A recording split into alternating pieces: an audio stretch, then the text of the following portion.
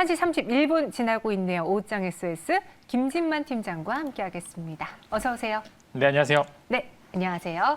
오늘 오후장 SOS 첫 번째는 제약바이오주 이야기를 해볼게요. 또 새롭게 나온 소식들이 많은데요. 첫 번째, 오늘 코스피 제약바이오 안에서의 큰 하락을 보여주고 있는 신풍제약 체크해 보도록 하겠습니다. 이상 결과가 나왔어요. 그리고 투자자분들이 좀 걱정해야 할 만한 내용인 것 같은데 코로나19 치료제 이상 시험 결과에서 유의성을 확보하지 못했다라는 소식이 나오면서 지금 급락하고 있거든요. 읽어봐도 어떤 부분에서는 효과가 있어 보이는데 어떤 부분에서는 유의성을 찾지 못했다. 좀 설명을 해주세요. 네, 신풍제약이 어제 종가 이제 마감 후에 공시가 아니라 기사를 냈는데 네. 아무래도 이상에서 어느 정도 통계적 유의성을 확보하는데 실패했다라는 기사가 나오면서요. 시에 바로 이제 하한가를 바로 가는 모습을 보여주었고 네. 오늘도 거의 27% 가까이 하락을 하는 모습을 보여주었습니다. 이제 뭐 그 데이터를 자세히 뜯어보면은 일단 메인 테이블에서 수치 자체가 아무래도 위약군에 대비해서 크게 이제 대조를 했었을 때 크게 효과가 나타나지 않다라고 좀 보시면 될 것 같습니다. 즉 어느 정도 효과는 있지만 드라마틱한 효과가 없기 때문에 이제 이 자체에 대해서 과연 상품성이 있느냐라고 하는 그런 이제 이야기가 많이 나오고 있고요. 그것 때문에 어느 정도 이제 이상 데이터는 안 좋게 나왔다는 게 일단 정설로 보이고요. 그럼에도 불구하고 신풍제약 같은 경우는 바로 6시에 공시를 냈습니다. 3상 신청을 했는데 유의미한 데이터가 나온 부분에서 다시 이제 그 부분을 기준으로 해서 지금 이상 때 데이터가 안 나온 거는 더 이제 환자 수를 확대해서 좀 유의미한 데이터를 뽑겠다라고 이야기를 했고요. 이제 원래 어제 분위기로는 바로 이제 하한가 직행하지 않을까 조금 불안했었는데 다행히도 하한가에 근접하는 모습을 보여주지만 하한가는 안 갔습니다. 네. 아무래도 어느 정도 목표치에 달성하지 못했다. 즉 기대감이 파라맥스로 인해서 사실 주가가 이렇게 오른 거기 때문에 이 1년간의 큰 기다림이 있어서 어느 정도 이제 안 좋은 데이터로 마무리가 되는 그런 모습을 보여주고 있습니다. 네, 다시 한번 정리해드리면요. 코로나19 치료제로 개발 중인 피라맥스가 이상 유효성 평가에서 일자 평가 지표를 입증하지 못했습니다. 그런데 음전율 개선 및 바이러스량 감소 등 일부 지표가 가능성을 확인해서 일단 3상에서 다시 한번 확인을 해보겠다. 따라서 2상 환자 규모의 11배 수준의 대규모 3상을 진행하겠다라고 신청을 한 상황입니다. 그럼 지금 신풍제약에 대한 제가 뉴스를 좀 찾아보니까 임상 실패다라고 단언해서 말하는 기사들도 있고요. 그와 달리 그래도 3상 진입했으니까 실패한 건 아니다라고 말하는 기사들도 있는데 우리 투자자분들은 어떻게 봐야 될까요? 아무래도 신풍제약 같은 경우에는 사실 어제 위치가 굉장히 좋았었습니다. 외국인과 기관 수급도 강하게 들어왔었고요. 사실 그래서 종가 부분을 매수하신 분들도 굉장히 많은 걸로 알고 있는데요. 아무래도 이제 투자자분들께서는 이제 어떻게 해야 되지라고 하시는 분들이 굉장히 많은데요. 일단은 사실 이미 B는 맞았습니다. 매도 맞은 상황에서 이제 이것을 어떻게 대응하느냐가 조금 중요한 상황인데요. 만약에 일단 3상은 신청을 했는데 이 기간이 내년까지 데이터 추출되는데 약 1년 정도로 소요를 예상하고 있습니다. 그 사이사이에 뭐 기사가 나오겠죠. 데이터 수치가 좋을 거다라고 이제 기사가 나왔고 사실 신풍제약 같은 경우에 작년에 이상 신청을 했고 이제 그 사이 지금 1년간 6개월간 데이터를 모아서 지금 결과가 나온 건데 그 사이사이 중간중간에 나오는 기사로 사실 이제 어느 정도 주가에 반등은 노려볼 수 있을 만한 그런 종목이라고 좀 볼 수만 있고 워낙 이제 강한 종목이어서 긍정적인 기사가 나오면은 또 강하게 오르는 모습도 보여주고 있습니다.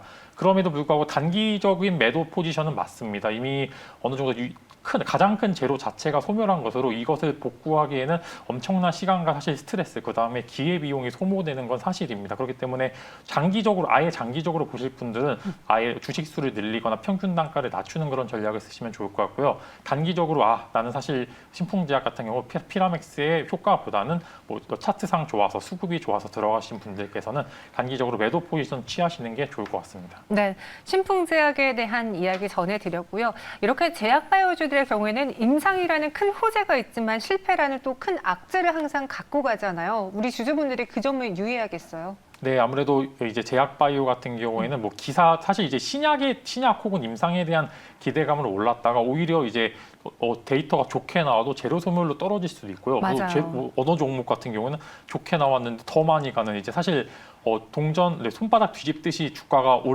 같은 재료인데 어떤 종목은 오르고 어떤 종목은 떨어지고 이런 좀 이제 양면성이 가진 종목이 섹터이기 때문에 신풍제약 같은 거, 즉 이제 앞으로도 바이오 투자를 하실 때 이제 좀 다르다 생각보다 분명히 내가 봤을 때는 데이터 수치는 좋은 것 같은데 주가가 안 가네 이런 종목들도 많을 수 있으니 투자에 항상 유의하시기 바랍니다. 네, 신풍제약 현재 구간에서도 27% 급락 보여주고 있습니다.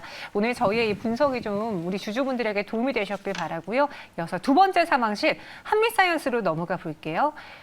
전일 갑자기 로이터 통신의 보도가 나왔고요. 뭐 국내에서 화이자나 모더나 등 mRNA를 기반으로 하는 코로나19 치료 백신을 만들 수도 있다, 생산할 수도 있다라는 이야기가 나오면서 한미사이언스, 한미약품 몇몇 관련주들이 종가에 좀 높은 가격으로 마감을 했었거든요. 근데 정부 측에서는 또 아니라고 했어요. 왜 엇갈리는 입장이 나오는 거죠?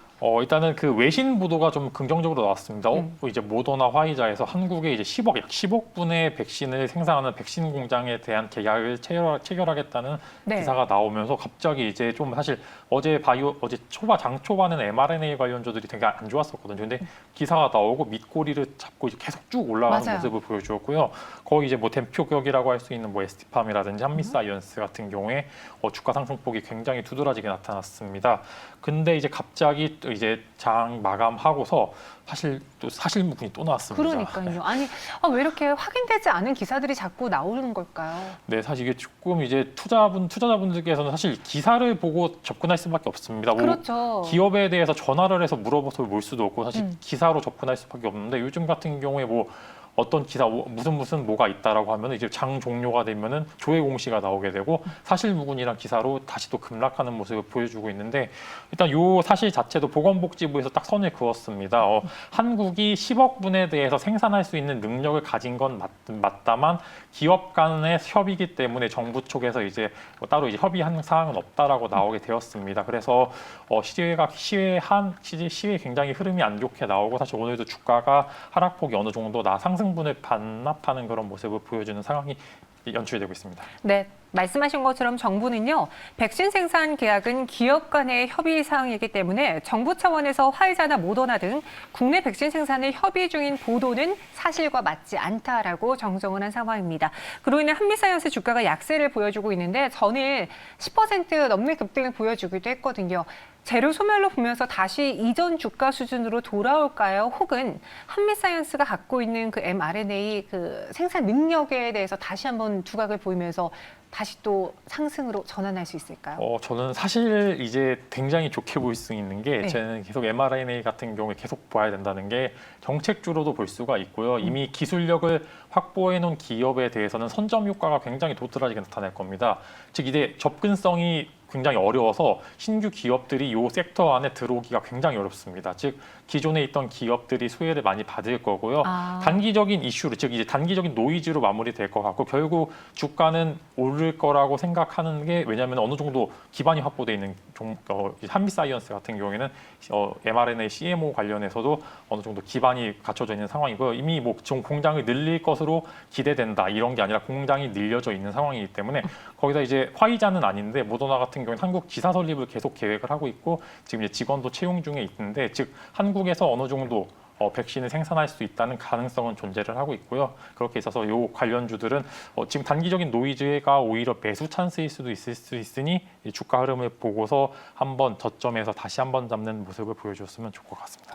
mRNA 그 기술력을 갖고 있는 기업들은 다시 말해서 진입 장벽이 높은 곳이기 때문에 확실히 수혜를 가져갈 것이다라고 의견 주셨고 그러면 한미사이언스 우리 가격 전략 한번 세워볼까요? 일단은 현재 5%대 하락으로 음봉이 길어진 상황이거든요. 여기서 어떻게 해볼까요? 네, 일단은 지금 이제 미끄러지는 모습을 보여주었는데 아무래도 갭락한 상황에서 버티다가 조금 무너지는 상황입니다. 네. 즉 일봉상 5일선까지는 한번 빠질 수 있다는 가능성이 존재를 하고요.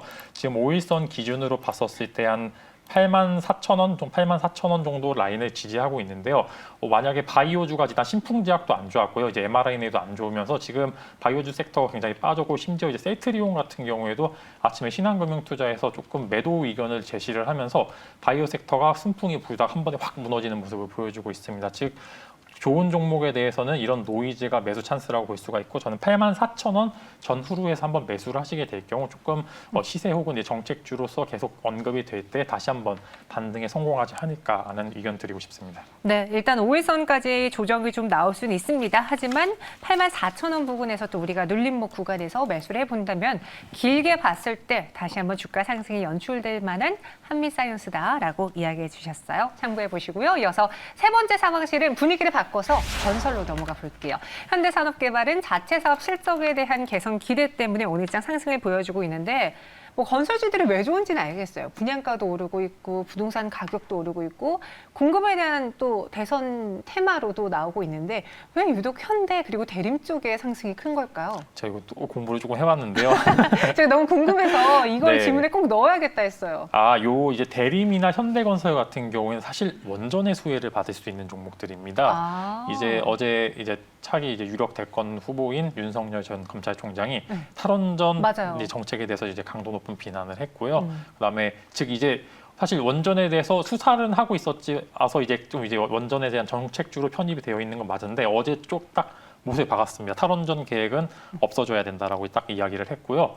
사실 이제 두산중공업, 피트로, 뭐 에너토크, 보성파워텍 등 한전기술 등 뭐 굉장히 여러 방면의 몇 가지 좀 안 되는 종목들이 원전 섹터 안에 포함이 되어 있는데 이제는 현대건설이나 이제 뭐 대림건설 쪽도 좀 보셔야 되는 게 이전에 이제 원전을 수주한 이력들이 있습니다. 두 종목군에 대해서는 업황도 좋은데다가 추가적으로 정책주로서 받을 수 있는데 여기에다 추가로 차기 대권 주자의 정책주로서 수혜를 받을 수 있다는 그런 메리트가 존재하고 있을 수 있고요. 그러니까 워낙 이제 본업 자체가 잘 나가는데 거기서 이벤트도 많은 거예요. 이제 앞으로 사실 바이오도 임상인데 건설 같은 경우에 이제 정부 앞으로 정책. 정부 정책에 대한 뭐 강한 이벤트가 있기 때문에 상대적으로 타 이제 기업분에 비해서 조금 더 부각을 많이 받는 것 같습니다. 건설도 가져가고 있는데 여기에 원전도 수혜주로도 묶일 수 있기 때문에 여타 건설주들에 비해 상승폭이 컸다로 분석해 볼 수 있을 것 같습니다. 현대산업개발도 차트를 보면은 꾸준한 우상향을 보여줬어요. 그리고 보니까 주택 매매 가격과 분양가 상승 기조에 따라서 자체 사업 비중이 높은 현대산업개발에 대한 기대가 크다라는 리포트도 있더라고요. 네, 현대산업개발 같은 경우는 워낙 이제 아파트뿐만 아니라 다 하고 있기 때문에 네. 뭐 이제 이것저것 뭐 개발도 할 수 있을 때 다 손을 댈 수가 있고 그다음에 건설 쪽도 다 하고 있기 때문에 전반적으로 업종에서 탑픽으로 계속 뽑을 수 있습니다. 다만 너무 무겁다는 게 조금 이제 단점이에요? 단점이긴 하지만 그럼에도 불구하고 이제 연봉으로 봤었을 때는 이제 고가가 7만 원대입니다. 여기서 이제 정책적인 수혜를 받으면 어느 정도 고가 정도에는 좀 힘들겠지만 고가에 근접하는 모습을 보여주지 않을까. 타 업종군에 비해서 재료가 많다는 거는 그만큼 많이 갈 수 있을 것 같고요. 외국인과 기관의 강한 이제 관심도 얻을 수 있고 개인 투자자들의 강한 관심도 얻을 수 있는 게 사실입니다. 현대산업개발 그럼 계속된 신고가 랠리를 보여줄 수 있을까요? 말씀하신 것처럼 업종 내에서는 정말 탑픽이 될 수 있는데 아쉬운 건 무겁다라고 했는데 최근은 그 무거움을 좀 떨쳐내려고 하는 움직임이거든요. 네, 쭉 올랐습니다. 네. 즉 이제 한 6월 초 중순부터 계속 오르는 모습을 보여주었고요. 오늘 이제 고점에서 한번 이제 윗꼬리, 즉 매물 소화가 이루어지고 있습니다. 여기서 5일선을 이탈하지 않은 선에서 여기서 이제 주가가 만약 여기서 다시 반등에 성공하면은 또 이제 전고점을 넘는 모습을 보여주지 않을까라는 긍정적인 기대감을 할 수가 있고요. 그런 기대감의 베이스는 워낙 재료가 많습니다. 2분기 실적이 얼마 안 남았죠. 3분기 실적에 대한 기대감이 있는 종목들도 같이 보셔야 되는 게 맞고요. 이제 대선도 1년도 채 안 남았기 때문에 원전 관련 노이즈는 계속 나올 겁니다. 즉 여당, 야당 이제 가릴 것 없이 탈원전에 대한 기조가 슬슬 나오고 있기 때문에 탈원전 이제 정책에 대한 뭐 반등에 대한 계속 기사가 나오고 있기 때문에 계속 수혜를 받을 수 있다라고 볼 수가 있고요. 네. 기보유자분들께서는 조금 계속 끌고 가셔도 좋을 것 같고요. 이제 뭐 32,000원 이상의 가지고 있는 평균 단가를 갖고 계신 분들께서는 사실 밀릴 수도 있습니다. 왜냐하면 밀릴 가능성이 있다는 건 지수가 고점이기 때문에 업황과는 상관없이 지수가 밀리게 될 경우 하락할 수가 있게 되는데 그때 오히려 추가 매수를 통해서 주식 수를 늘리는 그런 전략을 하시는 게 좋을 것 같고요. 이제 종목은 계속 줄여야 되고요. 비중은 늘려야 되는 게 맞습니다. 그렇기 때문에 현대산업개발 같은 경우에 손절을 하기에는 너무 좋은 종목이기 때문에 네. 계속 쭉 가져가 보시는 걸 추천드리겠습니다. 알겠습니다. 현대산업개발 확인을 해봤고요. 지금 이 종목이 잘 가는 그 배경 중에 하나가 원전 이야기를 해주셨잖아요. 그럼 차라리 건설주 말고 원전주를 담아볼까 고민하시는 분들도 있을 것 같아서요. 저희가 원전주 이야기는 잠시 후에 집중 점검 시간에 두산중공업을 포함해서 원전주 죽지 않았다를 가지고 자세하게 이야기 풀어보도록 하겠습니다. 그럼 마지막 상황실은 대림비엔코로 넘어가 볼게요. 사실 이 종목을 넣어도 될까 고민을 했어요. 워낙 규모가 좀 작기 때문에 우리가 다뤄도 될 만한가 고민을 했음에도 불구하고 변동성이 크다는 점에서 분명히 궁금해하실 분들이 있을 것 같습니다. 인테리어주들의 실적 때문에 대림비엔코가 오르는 건가요? 이제 집값이 많이 비싸졌습니다. 네, 너무 서울도 비싸요. 이제 집 구하기가 굉장히 힘든데요. 네. 그래서 아예 비싼 아파트보다는 구축 아파트를 리모델링해서 쓰겠다는 이제 뭐 부부들, 신혼부부들도 많고요. 그다음에 네. 개인들도 많아서 이제 뭐 리모델링 관련주들이 정책주로 많이 묶여 있습니다. 즉 재건축에 대해서 이야기도 굉장히 많이 나오고 있기 때문에 뭐 대림비엔코, 인테리어 쪽 호황이 계속 이어지고 있는 건 사실입니다. 이제 실제 업황을 봤었을 때 예약도 많이 밀려 있고요. 즉 9월까지 거의 성수기, 지금 성수기에 준하는 그런 모습을 보여주고 있다고 합니다.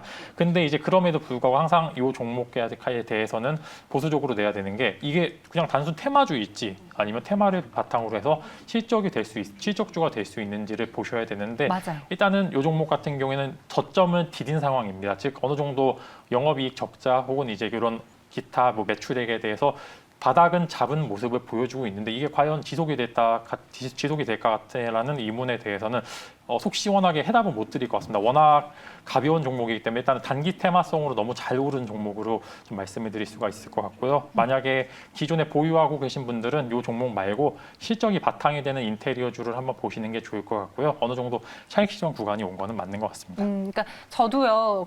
좀 아쉬웠던 게 지난해 인테리어 수요가 늘어났기 때문에 과연 지난해 대비 전년도 대비 실적이 크게 신장할 수 있을까 이 부분이 좀 의문이었거든요.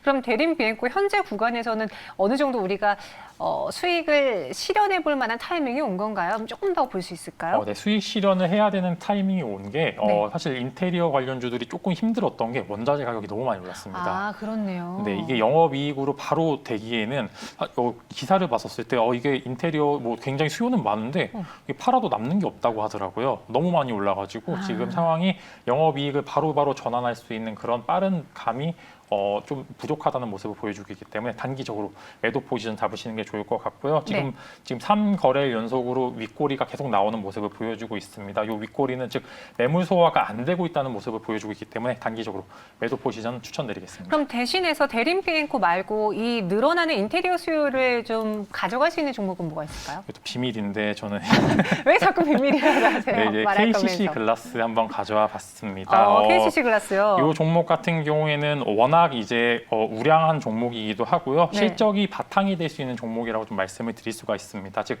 특징주로서 단기 테마성도 있고요. 이 실적을 바탕으로 실적까지 같이 가져갈 수 있는 종목이라고 보시면 될 것 같고요. 자리도 굉장히 좋습니다. 이제 막 고점을 돌파할 수 있는 자리에 나온 종목이고요.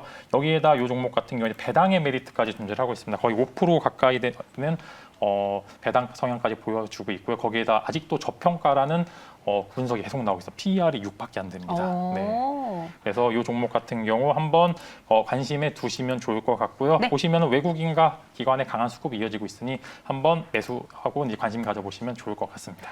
비밀이라면서 저렇게 바로 말할 수 있다고요? 누가 또 유튜브 채팅방에 올려주셨는데요.